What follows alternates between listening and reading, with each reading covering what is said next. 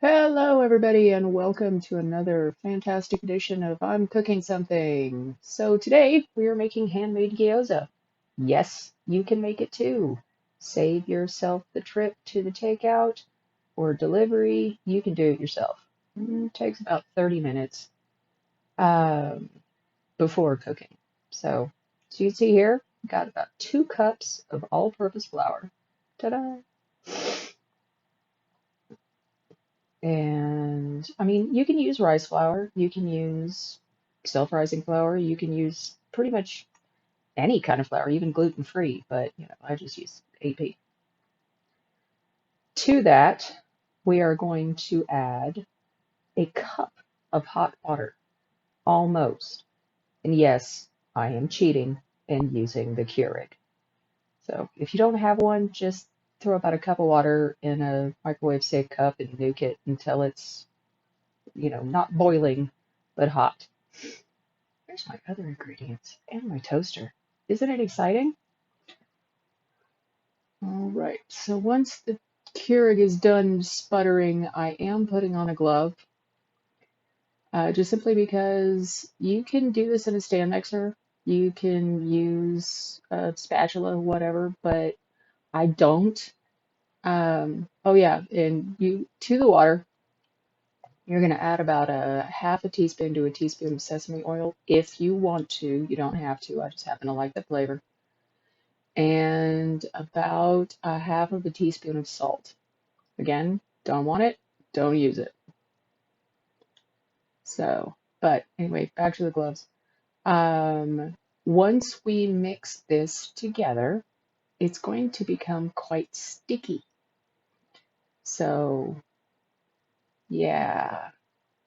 And I forgot to take my rings off. So, ooh, look, there's a good close-up of my bracelets. Hi, how you doing? So, mix, mix, mix. Mix your sesame oil, your salt, and your water, and you're going to pour about half of it in there.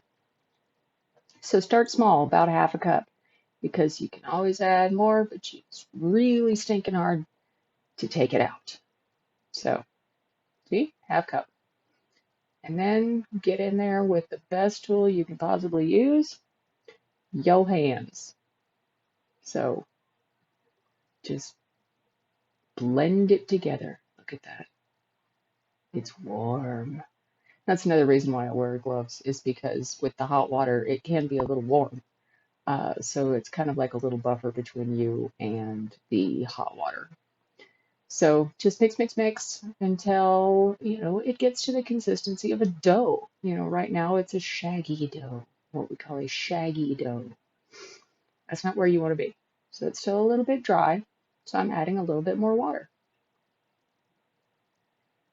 And you just keep mixing and adding a little tiny bit of water at a time until it gets to the consistency of dough. Um, Not a slimy bread dough, not a pancake batter, but just like you were making biscuits, sort of.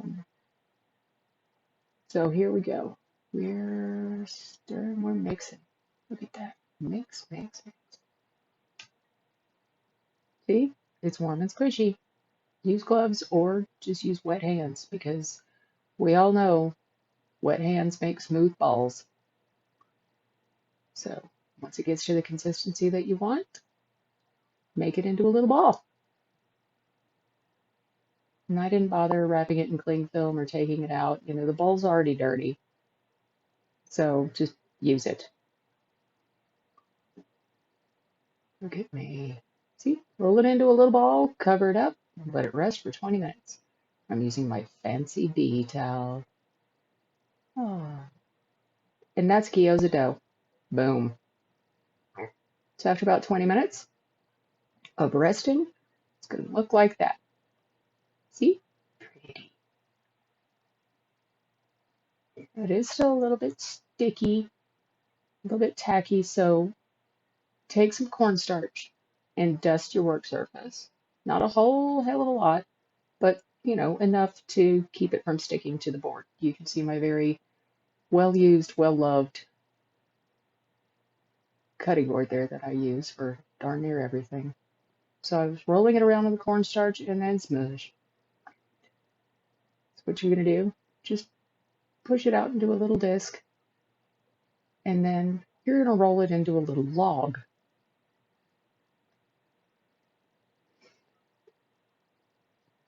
You take that log, and you're going to divide it into two pieces, a little bit at a time.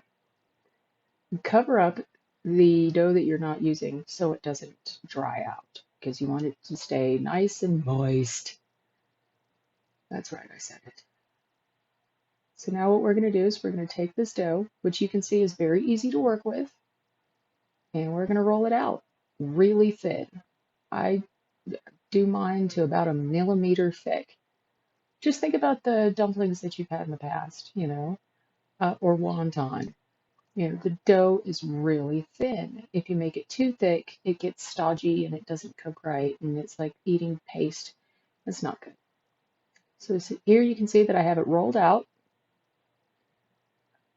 very thin, and I'm just using a standard 1 cup measured cup, and that makes the perfect size for the gyoza. It's about 3 inches in diameter. So take your cup. You can use a bowl. You can use a bigger cup. You can use a smaller cup. You just make them as big as you want them. But the number of dumplings that you get out of the dough, of course, will depend on how thick you make the dough and what size cutter you use. So, and you will see very shortly that I completely zoned and did not film the process of stuffing the dumplings. So I'll kind of run through it quick with you. It's a mixture of ground pork, ground beef, garlic, ginger, scallions cut up, cabbage, and carrots sliced up, which I just used, a package of coleslaw mix,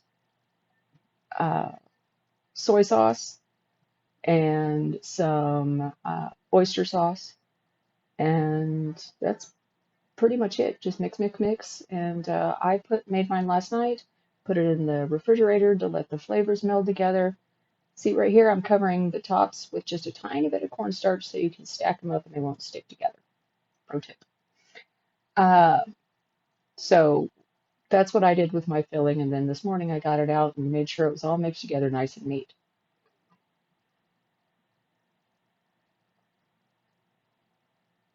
So here we go.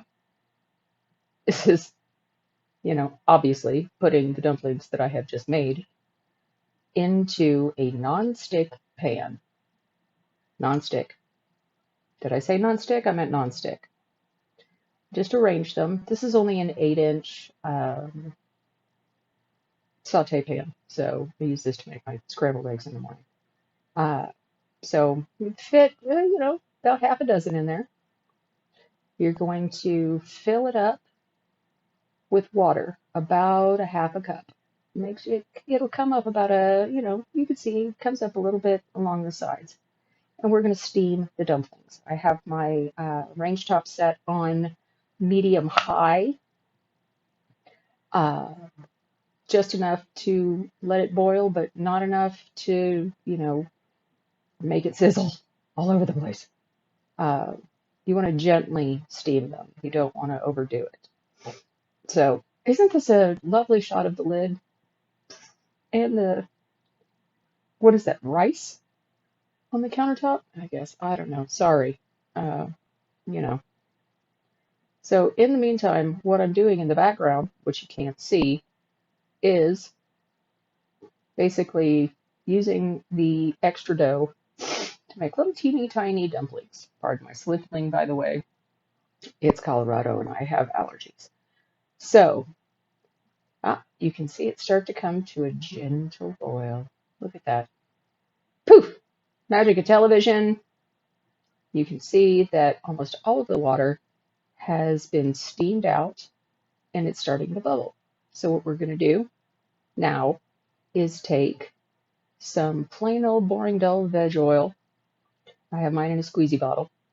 And just add a little bit of vegetable oil around the dumplings and cover it back up and let them finish cooking.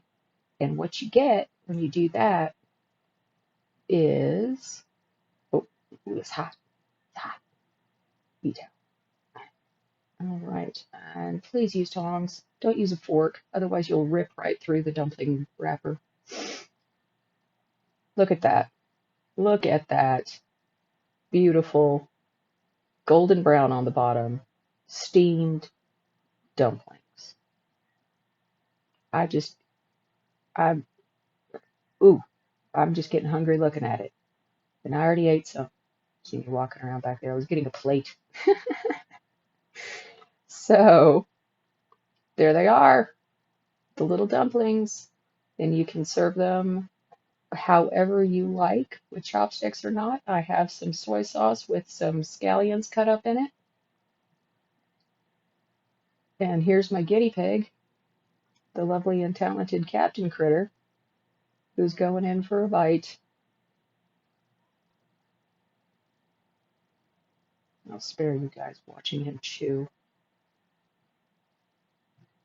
Look at that. He's a happy guy. He's just like, oh, yep. Dip a little bit in the soy sauce. But you can enjoy these with sweet and sour, with teriyaki, with dumpling sauce, with soy sauce, with whatever you want. And there you go.